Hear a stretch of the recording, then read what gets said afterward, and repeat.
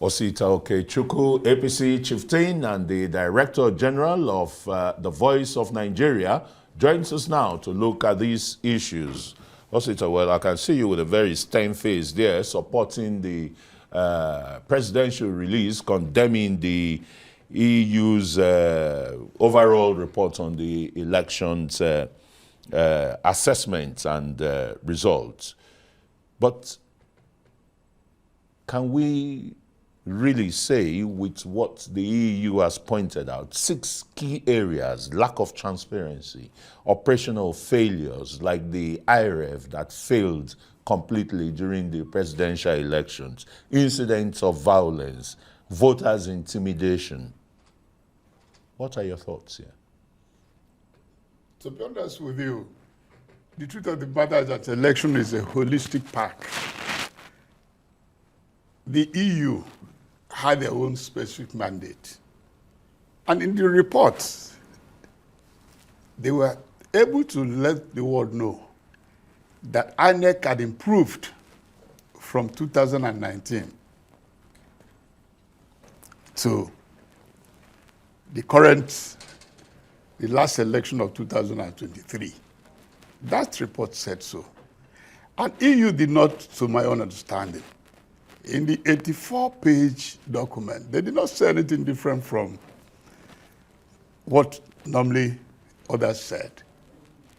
And this State-House statement is germane on the sense that the EU did not take the holistic pack. There was no they. What was unholistic about the EU's report and submission? No, with the 6 EU key areas? report is talking on the specifics of the laws and the statements, both from outside and within.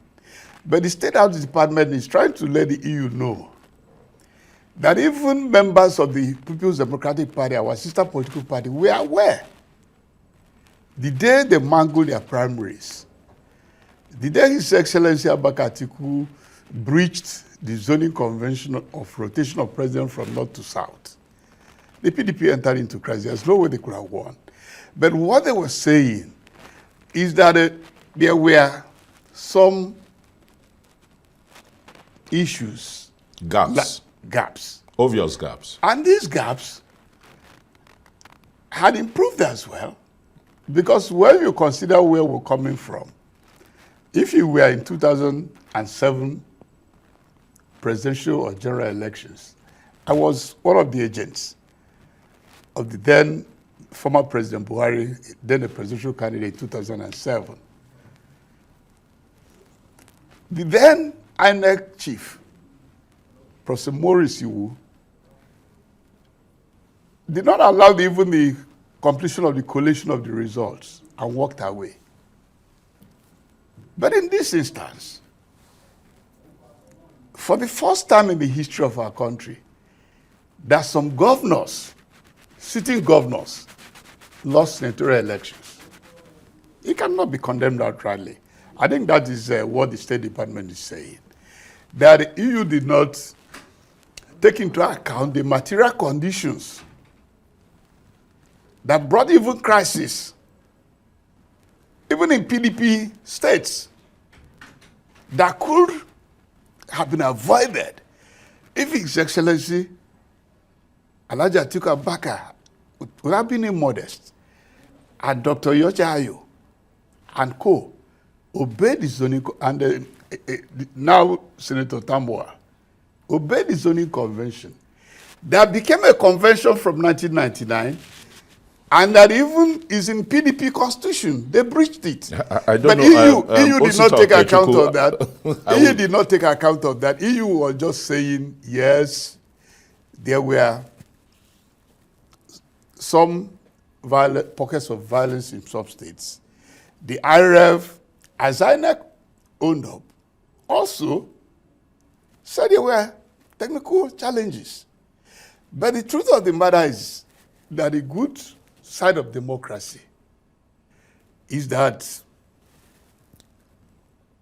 we must thank His Excellency Atiku Abubakar and His Excellency Peter Obi for following the due process of democracy, not resorting to self-help. Luckily, they are now in the presidential election petition tribunal.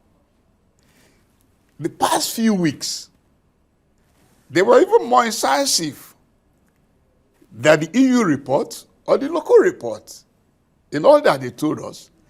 But from this week we've entered, and democracy always provides both sides. The team of our great party, the APC, where we have an in-house senior advocate who was once the legal advisor to our party, Babatunde Ogala, and other professional sons. Because the good thing Nigeria is seeing today is that we have the finest lawyers on the 3 spots, or the 4. His Excellency Atiku Abubakar had mobilized one of the finest. Peter Obi had mobilized, and we have also mobilized. Now, in the past few weeks, they have laid their own position to the honorable justices. In the next 2 weeks, we are going to do ours. Sorry, so Osita, for anybody to... Let's just try and avoid talking about the, presidential election petition tribunal, so that we're not talking of... I'm not talking about what their decisions. Let's concentrate. I'm saying locally. Let's concentrate on the EU report, very damning. The response of the presidency, calling it preposterous and unconscionable, and, saying that it's like a set, its own agenda to arrive at its conclusions. And the question is, what are the positives really to take away from the elections? And European observer mission, election observer mission, with all its integrity, with all its financial contributions to making sure democracy, takes proper foot in the country. As I said, if you go through the reports of the civil society organizations of Nigeria, it's even more detailed than the EU. And as I said, please, let's not make a mistake that democracy is a revolution. Now, democracy had been an incremental growth. We are getting there. By this time last year, nobody believed, or 2 years ago, that President Muhammadu Buhari would do the then president, would sign the Electoral Act that brought technology into the electoral lexicon. That is an improvement. And that brought a lot of people. Advanced. There are people who are in the Senate today who could have been on medicine. The improvement is not reflected in the total number of voters. Rather, it's been dwindling over the years. All over the world, there is a recession. In Nigeria, it is... No. All over election that's been monitored. Please, go through the records of election report monitoring.